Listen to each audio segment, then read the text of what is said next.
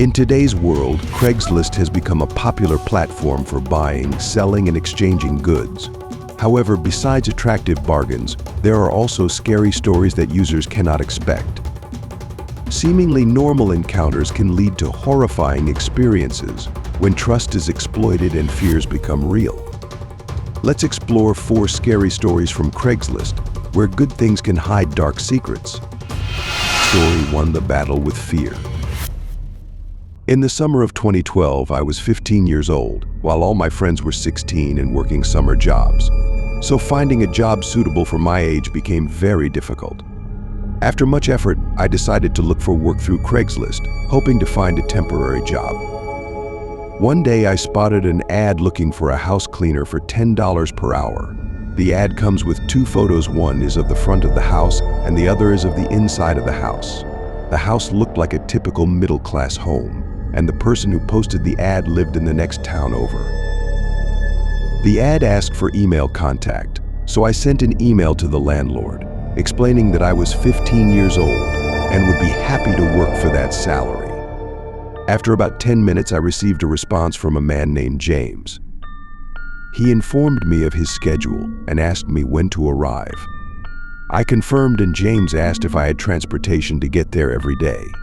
I immediately realized that my mom wouldn't be able to drive me every day, but James offered to pick me up since he worked nearby. I agreed immediately without asking my mother. James asked me for my home address. After I sent the information, he informed me that he would pick me up at 8:30 a.m. on Monday morning. Right on time, I waited outside and saw James driving a black Nissan Maxima. He was wearing a Mets hat, had a black beard, and didn't appear to be getting ready for work. Although this seems unusual, I don't mind it. James introduced himself, gave me the house key, and told me to just clean everything up. Then he quickly left. His trust in a 15-year-old child like me made me feel strange, but I didn't think much of it. Entering the house, I realized that the cleaning job was not too difficult. The house is not messy. Just fold some clothes, wash a few dishes, and use a handheld vacuum cleaner to clean some carpets. However, the house is extremely hot, much hotter than outside. All the windows were sealed, and I didn't dare turn on the air conditioner because I didn't have permission. During 6 hours of work, I struggled with the extreme heat in the house. Finally, James came back, gave me $60, and took me home. He seemed very nice, and I felt lucky to have found this job. My mother agreed to this because James always paid me in full. However, one Friday night, when I woke up feeling thirsty, I looked out the window and saw a person standing outside, staring into my room. I screamed in panic, causing my parents to run over, but the stranger had disappeared before they arrived. The next day, it was hotter than usual, with temperatures at least 100 degrees F. I asked James if I could turn on the air conditioning, but he replied that the air conditioner was broken and advised me to just take off my pants. Shirt if you feel hot. I thought he was joking, but then I realized he was serious. One day, James announced that he was taking the day off and would just help me clean up. I feel uncomfortable with this because I would rather work alone. Even so, James still followed me closely while I worked. When I entered the bathroom, I discovered a small camera mounted on the corner of the wall, almost invisible. I continued checking and discovered another camera in the bottom corner of the bathroom. When I checked under the sink, I discovered a giant stack of VHS tapes, including one labeled with my name. This discovery made me feel so disgusted and frightened that I almost vomited. The tapes contained not only images of house cleaning but also scary videos and footage of other children. I couldn't believe what I saw. Feeling desperate and scared, I decided to leave the house immediately. I asked James to take me home early, saying I didn't feel well. He agreed, but as we left the house, I noticed that the path he took me on was completely opposite from my own. I felt nervous when I noticed the unfamiliar road, and as James drove, I asked him for directions. James became angry and asked me about what I was doing in the bathroom. The feeling of fear increased, and when I stopped at the traffic light, I took the opportunity to open the car door and run away. I ran home, called my mother and cried, asking her to come pick me up immediately. My mother called the police immediately, and they found the tapes under the sink. The tapes contained extremely disturbing images and videos of children, some of whom are still missing to this day. James was arrested and convicted for child crimes, kidnapping, and more. I felt an overwhelming sense of relief, knowing that I was out of his hands, and had no idea where he would have taken me if I hadn't jumped out of the car in time. Story 2: Meeting in the Dark Night. About 3 months ago, my roommate and I decided to look into buying a used couch. Craigslist seems like the perfect place to find used furniture at reasonable prices. After scrolling through a bunch of for sale listings, I spotted a black leather couch. It looked in great shape, with no scratches or damage, and the price was only $200, a surprisingly low number.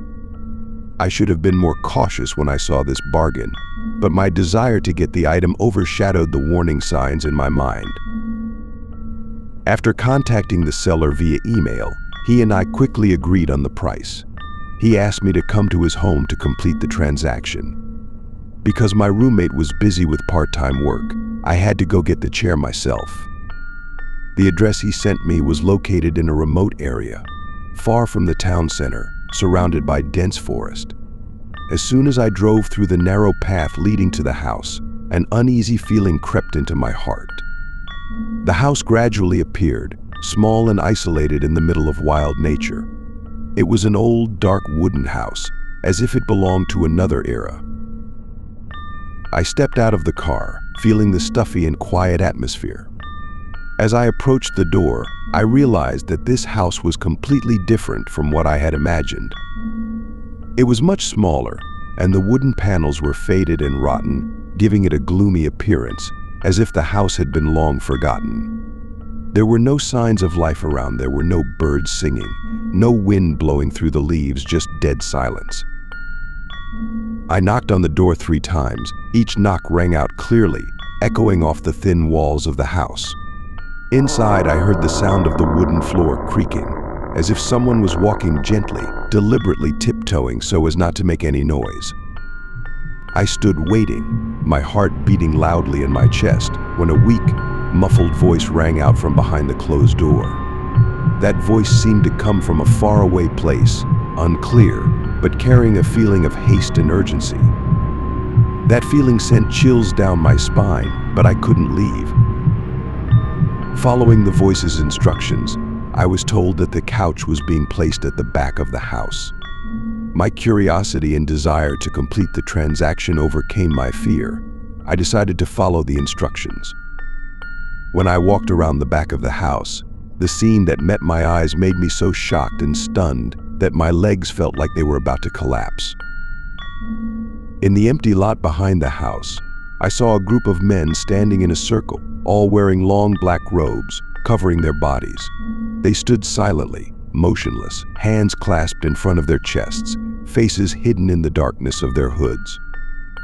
In the center of the circle, there was a large hole, covered by an old wooden trapdoor and chains wrapped around it. Those chains, which seemed to have been used many times, left scratches on the wood, like a trace of bad things that had happened here. At that moment, a panic broke out in me. Before I realized what was happening, I turned around and ran towards the car. My hands shook as I tried to fit the key into the lock. As I frantically tried to start the car, I glanced in the rearview mirror and saw the front door of the house swing open, as if someone had just rushed out with terrible force. From the darkness, one of the men wearing a black cloak stepped out, his eyes staring after me, cold and emotionless.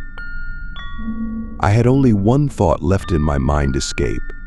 I stepped on the gas pedal and drove the car as fast as I could. My heart was pounding, my body was shaking nonstop, but I didn't dare stop, didn't dare look back. I just knew that I needed to get away from that place, as far away as possible. Once I was safely on the main road, the fear gradually turned into a feeling of horror as I realized something. In all the email exchanges, I never told the seller that I had a roommate, but he knows. He knows about the existence of someone I never mentioned, and that, more than anything else, haunts me to no end. Every time I think about it, a shiver runs down my spine, as if I'm still being watched, not yet truly out of the terrible trap I almost fell into that day. Story 3: Meeting in the Dark Night. I was about 12 years old at the time, and in the process of preparing for Christmas by buying cheap craft materials. Since craft stores are often very expensive, my 27-year-old sister and I decided to search Craigslist for more affordable items. After some searching, we found someone selling a big bag of handmade items for just $10, nearly $90 off the original price. It was an unbelievable price, and since the seller lived relatively close by, we quickly contacted him via email.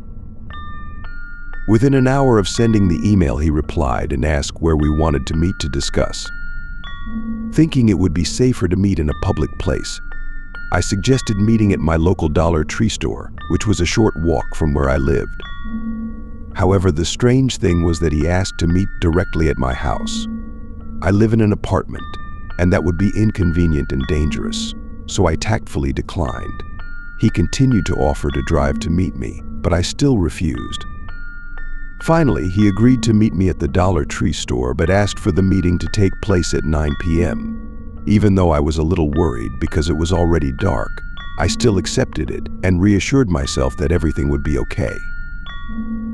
That night, my sister had to work the night shift, so she gave me $10 and told me to walk there, bringing a cart to easily transport the large craft bag home. I started walking at 8:30 p.m. on a deserted road, only illuminated by flickering streetlights. Feeling lonely and cold surrounded me, but I was determined to complete the task. When I arrived, I saw a silver Kia parked on the corner. I believe it was the seller, because he described his car via email. I approached, waved, and called out, but instead of seeing the handmade bag I expected, I only saw a man coming out of the car, empty-handed. He smiled faintly, his eyes were cold, and said that he had left his bag at home. A cold chill ran down my spine when he asked me to get in the car to go to his house to get my bag. The feeling of insecurity arose strongly, but I tried to stay calm and refused, citing that my family did not allow it. He was more patient, offering to drive me home after getting my bag, but I still refused. His eyes changed, becoming colder and more dangerous, when he said that if I agreed to go with him, he would give me the bag for free. As I was about to leave, he suddenly clearly stated my home address, an address I had never shared with him. My heart was beating so hard, my blood seemed to freeze in my veins. I understood that I was facing a truly dangerous person. Without hesitation, I turned around and ran, my legs feeling like they were about to collapse from fear. I ran as fast as I could, not daring to look back, just knowing I had to run as fast as possible. When I got home, I rushed up the stairs, as if a demon was chasing me. Once inside the apartment, I locked the door and windows, quickly covered every window with black clothes to shield myself. My whole body trembled non-stop. Every breath was heavy and painful. In a panic, I sat huddled under the sink cabinet, trying to keep absolutely silent. But then, terrible sounds began to ring out. I heard heavy footsteps, slowly approaching my apartment door. This is even more scary, because there is no one in the building with such a large physique, especially at this hour. The footsteps stopped right in front of my house, and I heard his creepy voice, softly calling my name, inviting me to come out to receive the bag he had brought. I couldn't breathe. It felt like the blood in my body had stopped flowing. My body was shaking. Through the gap in the door, I saw his back, standing silently in front of my house. He was wearing a black shirt. He looked like a ghost, an entity that did not belong to this world. His hand slowly reached for the doorknob, trying to turn it, but failed. When he couldn't open the door, he started using his strength to kick the door. Every kick made me almost faint from fear. The door shook violently under his strength, until it burst open with a noise that echoed throughout the hallway.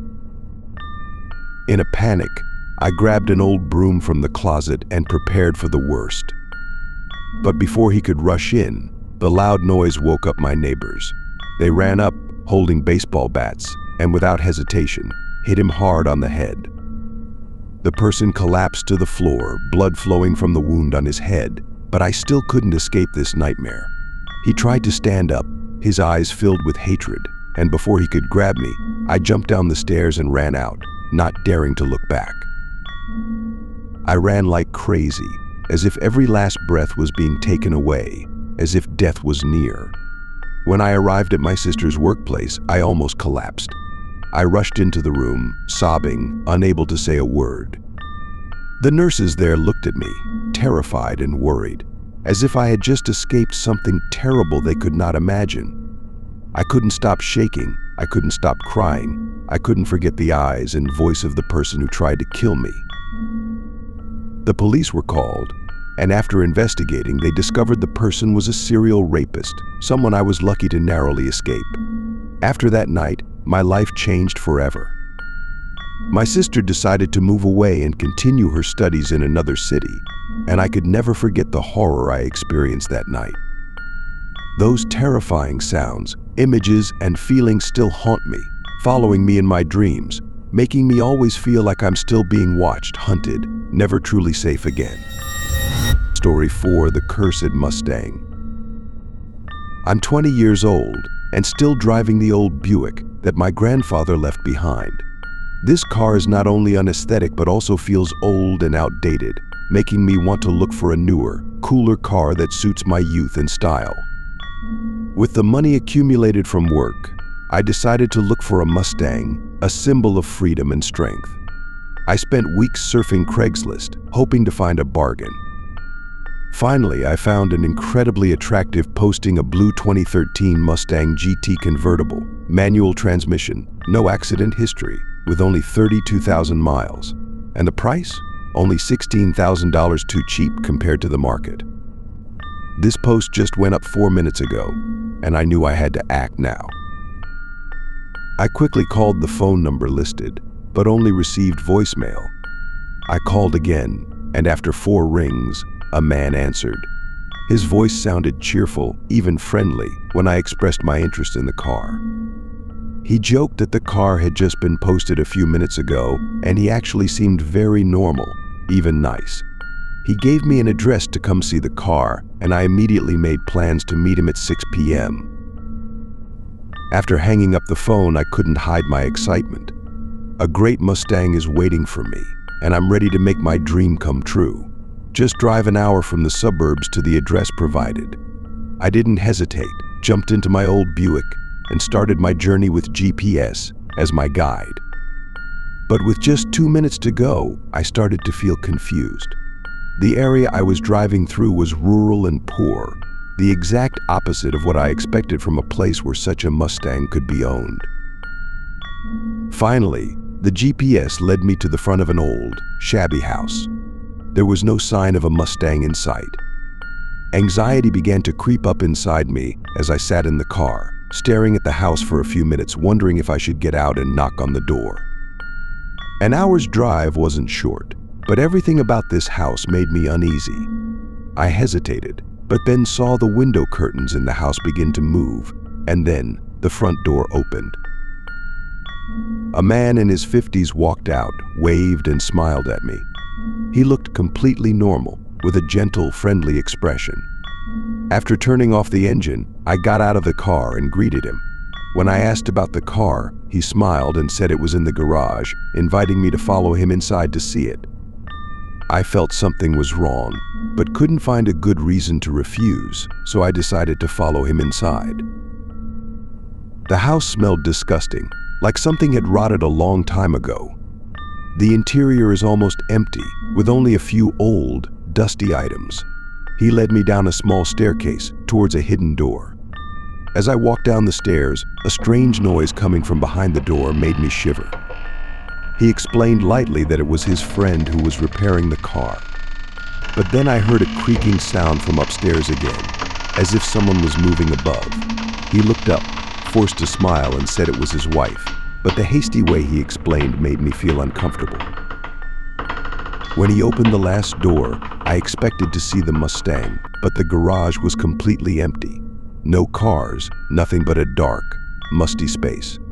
I turned to look at him, and in that moment, his eyes changed.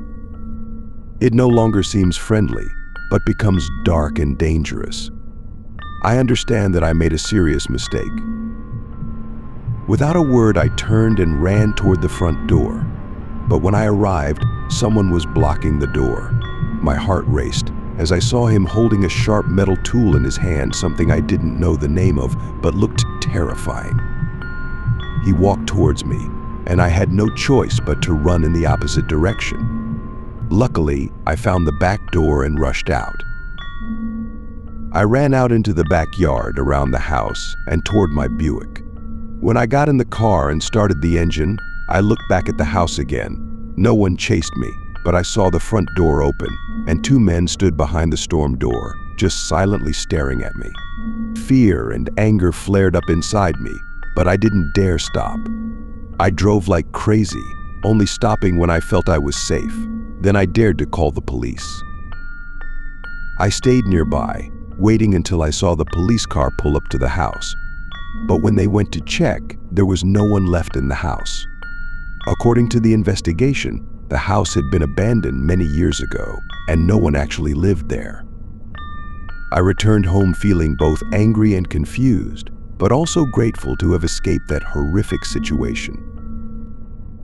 That night, at around 2 a.m., I received a call from an unfamiliar number. A feeling of fear immediately filled my heart. I didn't answer, and the caller didn't leave a message. But just 10 seconds later, I received a text from the same number, "Look out your window." My heart stopped beating when I read those words. I pulled down the curtain, not daring to imagine what was waiting on the other side. I called the police again, reporting that someone was lurking outside my house. Within just 3 minutes, police arrived and began searching the surrounding area. And then they found him, the man I'd met at the other house, hiding in the bushes right outside my window. He was arrested immediately, and his name was Tony. It turned out that he was a dangerous man, with a record of assaults and kidnappings. I was lucky to escape him that night, but the memory of the incident still haunts me. I understand that I narrowly escaped death, and the biggest lesson I learned is to never trust things that are too good to be true on sites like Craigslist. The above stories are just a small part of the countless macabre pieces that Craigslist can offer. We are often easily attracted by bargains and opportunities, but always remember that sometimes what is too good to be true can hide terrible things. Be careful and always keep yourself safe in every shopping decision. These experiences are reminders that, in the modern world, fear can come from the most unexpected places.